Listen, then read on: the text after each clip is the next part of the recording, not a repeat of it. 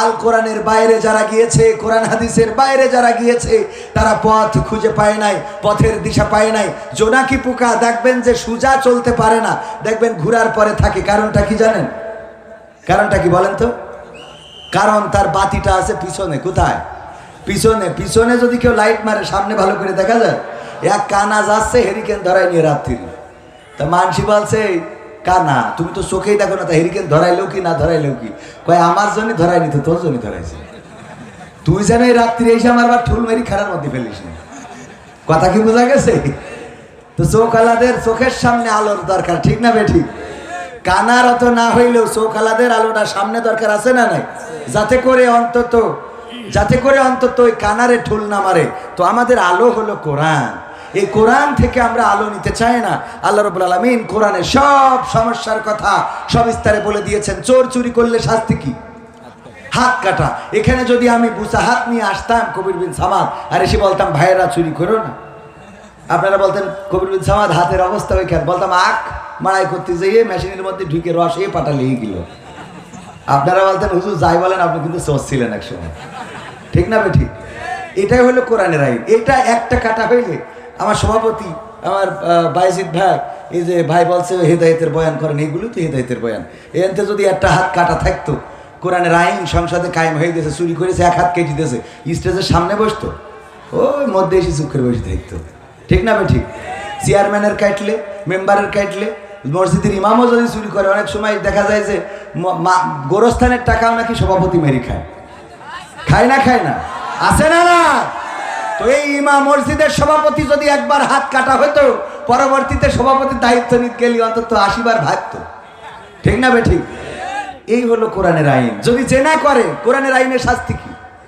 যদি বিবাহিত হয় তাইলে সঙ্গে ছাড় করা, যদি অবিবাহিত হয় এদের জন্য একটু ছাড় আছে, আল্লাহ একটু অফার দিয়েছে যে তোদের নেটওয়ার্কের বাইরে যাওয়ার সম্ভাবনা আছে, এই জন্য 100 বেত্রাঘাত। কয়টা? 100 বেত্রাঘাত। তাও কুপান হবে কোনো মানে দেখা দেখি না। ওমর রাদিয়াল্লাহু তাআলার মতো যে সন্তান মদ্যপান করেছে, বেত্রাঘাত করবে, হাকিমকে বললো যে না তুমি না, আমি করবো, আমার সন্তান। তুমি হয়তো মনে করতে পারো প্রেসিডেন্টের সন্তান, সুতরাং তোমারে আমি করতে দেব না। ওমর রাদিয়াল্লাহু তাআলা নিজ সন্তানকে বেত্রাঘাত করলেন। 50টা আঘাতের পরে ইন্তেকাল করলো, বাকি 50টা বেত্রাঘাত আবার কবরের পরে করে দিলেন। এমন বেত্রাঘাত করতে হবে, কার্পণ্য করা যাবে না। যদি কেউ জেনা করে, যদি কেউ ব্যভিচার করে, যদি কেউ ধর্ষণ করে, ওই যে কয়েকদিন আগে পত্রিকা, টেলিভিশন নিউজ, আপনার অনলাইন সোশ্যাল মিডিয়া দেখলাম গাজীপুরে না কোন জায়গায় জানো, এক মাদ্রাসার মুহতামিম না সুপারিনটেন্ডেন্টের কাছে গিয়েছে ফতোয়া নেওয়ার জন্য যে স্বামী তালাক দিয়ে ফেলেছে, এখন কি করা যায়। বলেছে তোমার এখন হিল্লা বিয়ে দিতে হবে। তা কি করা যায়? হিল্লা বিয়ে তাহলে আমার সাথেই করো। ওর সাথে হিল্লা বিয়ে করার পরে ও মাশাআল্লাহ বিয়ে করে নিয়ে আবার মসজিদের সিঁড়ির ওই যে পাটাতন আছে ওখানে তারপরে যা করার করেছে। 1 ঘন্টার মাথায় আবার তালাক দিয়েছে। কয় এইবার তুমি যাও, মোটামুটি তোমার লাইন সব ক্লিয়ার করে দিলাম। নাউজুবিল্লাহ বলবেন? চোখে পড়েছে আপনাদের? পড়েছে কি না? আবার বললেন না যে বানাই বলতেছি। কত বড় জাহেল এই ইমাম! সে যদি মুয়াজ্জিনের নাকি ইমামের পাহারায়, সে নাকি পাটাতনের পরে কইছে যে শুধু বিয়ে করলে হবে না, একবার হ্যাঁ হ্যাঁ করতে হবে। মুরব্বি হুজুর হইলেই আল্লাহওয়ালা, এটা ভাবেন না। দাড়িওয়ালা টুপিওয়ালা হইলেই কবির বিন সামাদ বিশাল পরহেজগার। আল্লাহ জানে যে এই জিনিসটা কি। আমি বলি যদি আমার অপরাধ প্রকাশ হয়ে যেত, আমাকে কেউ ওয়াজ করতে দিত না। আমার গুনার খবর যদি আমার মা জানত, মা বলতো এমন সন্তানের আমি ভাত খাওয়াবো না। আমার বাবা জানলে বাড়িতে ঢুকতে দিত না। সন্তান জানলে বলতো বাবা তোমাকে বাবা ডাকবো না। এমন কুলাঙ্গার বাবা তো জীবনে দেখি নাই। স্ত্রী যদি জানতো রে, তাইলে বলতো এমন একজন পুরুষের সাথে সংসার করা সম্ভব না। যদি আমার বন্ধুরা জানতো, বলতো দোস্ত এমন তুমি খারাপ, এত খারাপ, তোমারে আমরা ভাবতেও পারি নাই। আমার গোনার যদি গন্ধ বের হইতো, তাইলে ইনারা চেয়ারটা আরো দূরে সরাই নিত, আপনারা সামনে বসতেন না। ও আমার ভাইয়েরা, আমি কত ভালো জানেন কে, আমি কত খারাপ সেটাও জানেন কে? আল্লাহ রাব্বুল আলামিন ভালো জানেন। সুতরাং দাড়িওয়ালা, টুপিওয়ালা, পাঞ্জাবিওয়ালা, জুব্বাওয়ালা হইলেই মনে করা যাবে না আল্লাহওয়ালা। সুর দিয়ে কথা বললে যে কেউ সুর দিয়ে কথা বলতে পারে না, পারে না। যে কোন মাদ্রাসায় পড়ে নাই, মোট কোরআনও জানে না, যদি সে বেদের মেয়ে জ্যোৎস্নার কথাও বলে সুর দিয়ে, তাও ওয়াজের মতো মনে হবে না? হবে না? বেদের মেয়ে জ্যোৎস্না কথা দিয়েছিল যে বিয়ে করবে ওমর সানির, কিন্তু করে নাই। এরপরে দুঃখে বনবাসে চলে গেল। দেখেন ওয়াজ হচ্ছে না? মানে বেদের মেয়ে জ্যোৎস্নার কথা বলবো, শুদ্ধে বললি এটা আপনি বললে হবে, আমলিখির শেখ হাসিনা বললে হবে, তা মহিলার দরকার নেই, ওবায়দুল কাদের বললে হবে। কিন্তু কণ্ঠটা একটু ভালো করতে হবে, কারণ এই যে উঠেই তো বলবে মাসুদ এখনো বসলে না কেন? হ্যাঁ, মাসুদ ভালো হলো না, হলো? ওগো আমার ভাইরা, এই জন্যই অপরাধগুলো জানেন কে? ওই যে হুজুর যে কাজটা করেছেন, হিল্লা বিয়ে বলে ইসলামে কোনো বিয়ে নাই। যদি কেউ তালাক দিয়ে ফেলে, ওই নারীর যদি স্বাভাবিক প্রসেসিং এ অন্য জায়গায় বিয়ে হয়, আর সেই সংসার যদি ভেঙে যায়, তারপরে তার পূর্বের স্বামী নিতে পারবে। এর আগে পূর্বের স্বামী নেওয়ার কোনো রাস্তা নাই। কিসের হিল্লা বিয়ে? আর যদি মনে করেন যে না, হুজুরের কাছে যে একটু এসে, আমি মালয়েশিয়ায় থাকতি, ময়মনসিংহের এক ভাই, তার নাম বলবো না কারণ অনলাইনে যুক্ত, যতই ময়মনসিংহ হোক, ওর সামনে যেয়ে পড়বে না, তবে পড়লি বুঝতে পারবেন ওর কথা বলেছি। আমার বলছে কই ভাই, আপনি তো মালয়েশিয়ায় ভালোই ওয়াজমাজ করে বেড়ান, আমার একটু ফতোয়া লাগবে। কি? তা আমি 72 তালাক দিয়ে ফেলেছি, অসুবিধা কি, বুঝ করি পাঠাই দেন। তা বলছে যে ওরে না, বাচ্চা কাচ্চা আছে, এখন একটু লাইন করে নিতে হবে। তা আমি বললাম কি করবেন? কি কয় কি করে নেওয়া যায় সেটা কর। আমি বললাম নেওয়ার তো কোনো রাস্তা নেই, হানাফি মাযহাবের কিনা আপনারা? তা বলতেছে আমরা হানাফি মাযহাব অনুসরণ করি। আমি বললাম যদি হানাফি মাযহাব হয় তাহলে রাস্তার মোট নেই, কারণ হানাফি মাযহাবে হলো তালাক হয়ে গেলে ওই একবারেও যদি 3 তালাক দেয়, ওই 3 তালাকই হবে। কিন্তু শাফি মাযহাবে একটু সাইড সোড আছে, যে যদি একবারে কেউ 3 তালাক দেয়, তাহলে ইমাম শাফি গবেষণা করে বলেছে ওইটা 1 তালাক বর্তাবে, যেহেতু সে একটা মেন্টালিটি ওই অবস্থায় ছিল, এবং রাসূলের তরিকা হলো যে প্রতি মাসে একটা করে তালাক দিবে সংশোধনের জন্য। সুতরাং এই তরিকায় সে একসাথে 3 দেখেন, 300টা দিলেও একটা হবে, শাফি মাযহাব বলেছে। তো আপনি যেহেতু হানাফি মাযহাবের, তো সুতরাং আমার মনে হয় যে পথ খোলা নেই। বলছে আমি আজকেতে শাফি মাযহাব, আমি আজকেতে, মানে ওর যে কোনো লাইনই বউ রাখতে হবে। এখন এই যে কোনো লাইনই যদি বউ রাখার চিন্তা করেন, তাহলে পরবর্তী সন্তানগুলো হবে হারামজাদা। কি জাদা হবে? হারামজাদা। আমি প্রতিবাদ জানাচ্ছি, এই কাজ যিনি করেছেন গর্হিত কাজ, এই কাজ করে আলেমদের মুখে চুনকালি লাগিয়েছেন। আপনার আলেমদের মুখে চুনকালি লাগাবেন না। যেই লেবাসটা পরবেন, এই লেবাসটার সম্মান দিতে পারলে পরবেন, যদি সম্মান দিতে না পারেন পরবেন না।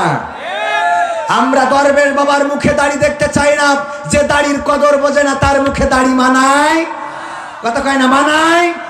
সুতরাং দরবেশ বাবাদের মতো আপনারাও এই কাজগুলো করবেন। আবার দেখলাম কাবা ঘরে যে একজন বলতেছে জয় বাংলা, ওখানে বলবে লাব্বাইক আল্লাহুম্মা লাব্বাইক, আল্লাহ আমি সাড়া দিলাম তোমার ডাকে, তোমার আহ্বানে আমি এসেছি, আমি সাড়া দিয়েছি, আমি উপস্থিত হয়েছি তোমার ঘরে। লাব্বাইক আল্লাহুম্মা লাব্বাইক, লাব্বাইক লা শারীকা লাকা লাব্বাইক, ইন্নাল হামদা ওয়ান নি'মাতা লাকা ওয়াল মুলক লা শারীকা লাক। আল্লাহু আকবার। এত সুন্দর কথা রেখে যারা জয় বাংলা বলে, আর যাই হোক, আমার মনে হয় এরা অন্য কোনো ধর্মের লোক, ঠিক না বেঠিক? কাবার চত্বরে যে জয় বাংলা বলেছ, এটা তোমার দলীয় কোনো স্পেস নয়, এটা তোমার দলের স্লোগান দেওয়ার জন্য নয়। কাবা ঘর আল্লাহর ঘর, ওই কাবায় আব্রাহা এসেছিল বেয়াদবি করার জন্য, আল্লাহ সমূলে ধ্বংস করেছেন, তার ইতিহাস হয়ে আছে, আল্লাহ কোরআনে রেকর্ড করে দিয়েছেন, সূরা ফিল দিয়ে জানিয়ে দিয়েছেন। সুতরাং কাবার চত্বরে যে যারা জয় বাংলা বলো, তোমরা মুসলমান কিনা এটা আমার সন্দেহ হয়। জয় বাংলা বলার অধিকার কাবার চত্বরে তোমাকে দিল কে? কোন দলের স্লোগান দেওয়ার জন্য? ওখানে যে জামাতরা বলবে নাকি জামাত ইসলামী বাংলাদেশ বলার অধিকার আছে? বেয়াদবি সীমা অতিক্রম করার কারণে আল্লাহ রাব্বুল আলামিন ইতিপূর্বে জাহেলদের পতন করিয়েছেন। অনেকেই বলবে হুজুর এই কথাগুলো কেন বলেন? ইব্রাহিমের কথা বলতে গেলে নমরুদের কথা আছে না নাই? ফেরাউনের কথা, মুসার কথা বলতে গেলে ফেরাউনের কথা আসবে, আল্লাহ রাসূলের কথা বলতে গেলে আবু জাহেলের কথা আসবে। ও আমার ভাইয়েরা, এই জামানায় আল্লাহর পথে যারা চলে তাদের কথা বলতে গেলে তা যারা বাধা দেয় তাদের কথাও আসা স্বাভাবিক নাকি অস্বাভাবিক? কথা না, স্বাভাবিক নাকি অস্বাভাবিক? স্বাভাবিক। যারা অন্যায় করেছে তাদের বিরুদ্ধে সোচ্চার হইতেই হবে এবং সোচ্চার। এরপরে যদি কেউ বাধা দেন, আমি বলবো আপনার মধ্যে বিবেক বোধটা নষ্ট হয়ে গেছে। আজকেও দেখলাম মায়ের জানাজায় শরীক হয়েছে, পায়ে ডান্ডা বেড়ি হাতে হাত করা, পায়ে ডান্ডা বেড়ি নিয়ে হাতে হাত করা নিয়ে মায়ের জানাজায় বাবার জানাজায় শরীক হতে হয়েছে। তোমরা কাদের পক্ষে মানবতার কথা বলো? ইসলাম এসেছে মানবতার জন্য, ঠিক না বেঠিক? ইসলাম এমন একটা আদর্শ যেই আদর্শে শত্রুকে পর্যন্ত আলী রাদিয়াল্লাহু তাআলা আনহু একজন কাফেরকে বধ করবেন, আপনারা এসব জানেন ঘটনা। বুকের উপরে চড়ে বসেছেন, যখনই উনি হত্যা করতে মানে পোজ বাঁধাতে যাবেন সেই মুহূর্তে উনি মুখে থুতু দিয়েছে। আলী রাদিয়াল্লাহু তাআলা আনহু নেমে গেলেন, তার বুকের উপর থেকে নেমে গেলেন। ওই লোকটি বলল, আপনি আমাকে হত্যা করলেন না কেন? বলল, আমি হত্যা করলাম না এই জন্যে যে আপনি আমার মুখে থুতু দিয়েছেন। আপনি যদি আমার মুখে থুতু না দিতেন তাহলে আমি হত্যা করতাম। তো আপনি থুতু দিলাম বলে তো রাগ আপনার বাড়ার কথা। বললো, রাগ বেড়েছে বলেই আমি হত্যা করিনি, কারণ আমি আগে যখন হত্যা করছিলাম সেটা আল্লাহর জন্য করছিলাম। কার জন্যে? কিন্তু আপনি যখন থুতু দিয়েছেন তখন আমার ব্যক্তিগত আক্রোশ এসেছে, সুতরাং আমি আপনাকে আর হত্যা করতে পারি না। ব্যক্তিগত আক্রোশে ইসলাম কাউকে হত্যা করে না। এই হলো আমাদের ইসলামের আদর্শ। আল্লাহর নবী আমার একটা সমাজ গড়ে দিয়ে গেলেন, যেই সমাজে একজন ইহুদির দোকান আর পাশে থাকা মুসলমানের দোকান, একটা দোকান অপর দোকানের সামনাসামনি। এক ইহুদি কাস্টমার আসলো মুসলমানের দোকানে। মুসলমান বলল, কি লাগবে? বলল, এটা লাগবে। বলল, ওই পাশে ওই দোকান থেকে নিয়ে নাও, ওই ইহুদির দোকানে যাও, সেখান থেকে নাও। ইহুদি ওই দোকান থেকে মালামালগুলো ক্রয় করলো। তারপরে চিন্তা করলো, আরে মুসলমান হওয়ার কারণে বুঝি আমি ইহুদি হওয়ার কারণে বুঝি ওই মুসলমান আমার কাছে পণ্য বিক্রি করে নাই। একটু খোঁজ নিয়ে আসি আসলে ইহুদির কাছে পণ্য বিক্রয় করা তাদের ধর্মে নিষিদ্ধ হয়ে গেল কিনা, অথবা দেশে কোনো এই জাতীয় আইন হয়েছে কিনা। ওই ইহুদি আবার ফিরে আসলো, এসে বলল, ওগো দোকানদার, আমি যে পণ্যগুলো চেয়েছি এই পণ্যগুলো কি তোমার দোকানে ছিল না? বললো, হ্যাঁ ছিল। তাইলে দিলে না কেন? আমি ইহুদি হওয়ার কারণে কি দিল না? আমি ইহুদি হওয়ার কারণে দিলে না, নাকি অন্য কোনো কারণে দিলে না, একটু জানতে চায়। ওই মুসলমান জবাব দিল, ও গো ইহুদি, শুনে নাও, আমার দোকানের সামনে ওই ইহুদি দোকানদার, ওই দোকানে আমি দেখেছি সকাল থেকে সন্ধ্যা পর্যন্ত তেমন বেচা কিনা হয় না। আমি প্রতিদিন বেচা কিনা করি, তারপরে সন্ধ্যাবেলা আমার স্ত্রী, আমার সন্তান, আমার মা, আমার বাবা, আমার আপনজনদের জন্য সদাই কিনে নিয়ে তাদের জন্য প্রয়োজনীয় জিনিসপত্র কিনে নিয়ে বাড়িতে ফিরি।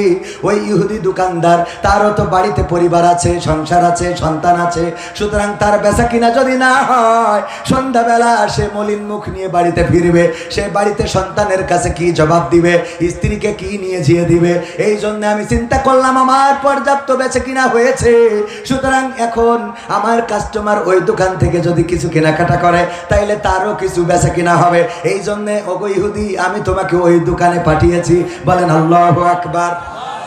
এই ছিল মুসলমানের আদর্শ, এই ছিল চরিত্র, এই ছিল ব্যবহার, এই ছিল মাধুর্য। কোন মুসলমান অন্যায়ভাবে কারো উপরে হামলা চালাতে পারে? নাটোরে মন্দিরে হামলা, শ্মশানে হামলা হয়েছে। কোথায় হামলা হয়েছে জানেন আপনারা? নাটোরে শ্মশানে হামলা হয়েছে এবং সেখানে 24 বা 26 বছর ধরে একজন ওই শ্মশানে থাকে। সে অবশ্যই মানসিক বিকারগ্রস্ত বলে পত্রিকায় এসেছে। সে মানসিক বিকারগ্রস্ত হোক আর ভালো মানুষ হোক, তাকে হত্যা করা হয়েছে এবং ওই মন্দির থেকে লুটপাট করা হয়েছে। তাদের প্রয়োজনীয় জিনিসপত্র, কিছু পুরাতন ঐতিহ্যবাহী কাঁসার বা পিতলের জিনিসপত্র লুট করা হয়েছে এবং সেখানকার এই নাটোরের কেন্দ্রীয় শ্মশান, সেই শ্মশানেই হামলা করে, মন্দিরে হামলা করে বা সেখানে ভাঙচুর করে চুরি চাপটা করা এবং একজনকে হত্যা করা হয়েছে। আমরা এর তীব্র নিন্দা এবং প্রতিবাদ জানাচ্ছি, ঠিক না বেঠিক? অন্যায়ভাবে কোন হিন্দুর উপরে, বৌদ্ধের উপরে, খ্রিস্টানের উপরে হামলা মামলা করা যাবে কোনো মুসলমান এটা চাইবে না। সুতরাং ওই শ্মশানে যারা হামলা করেছে, আমি আইন ও প্রশাসনকে দাবি জানাবো, অচিরেই তাদেরকে খুঁজে বের করতে হবে এবং দৃষ্টান্তমূলক শাস্তি দিতে হবে। এবং এটার পিছনে কাদের হাত রয়েছে, এই বাংলাদেশকে অস্থিতিশীল পর্যায়ে নিতে চায় কারা, ঘোলা পানিতে মাছ শিকার করতে চায়। বাংলাদেশে 5 আগস্টের পরে অন্যায়ভাবে বিভিন্ন সংখ্যালঘুদের উপরে আক্রমণ করে, হামলা করে, যারা মিডিয়াকে দেখিয়ে বাংলাদেশকে একটি জঙ্গি রাষ্ট্র হিসাবে প্রমাণ করতে চায়, তাদেরকে আইনের আওতায় আনা সময়ের দাবি। বলেন ঠিক কিনা? সুতরাং নাটোরে যে হামলা হয়েছে, যাকে হত্যা করা হয়েছে, তার জন্য এই প্রশাসনকে অবশ্যই অবশ্যই সোচ্চার হওয়ার পাশাপাশি যারা জড়িত তাদেরকে খুঁজে বের করে দৃষ্টান্তমূলক শাস্তি নিশ্চিত করতে হবে। এবং এটা নিয়ে যেন বিশ্ব মিডিয়ায় অপপ্রচার না হয়, সেটার দিকেও সজাগ দৃষ্টি রাখতে হবে। আমাদের দেশে কিছু বলা হয় না, তারপরে অপপ্রচার আছে না নাই? আমার দাদার দেশের মিডিয়াগুলো লাফানো শুরু করে দেয়, যেই দেশে নাকি মাথা না কাটলে তাকে রাস্তায় বের হতে দেওয়া হচ্ছে না। কথা সত্য না মিথ্যা? মিথ্যা, এত মিথ্যা, ডাহা মিথ্যা। আপনার এলাকার কোন হিন্দুরে মাথা কাটা লেগেছে? মাথা মানে মই মাথা, বুঝলেন?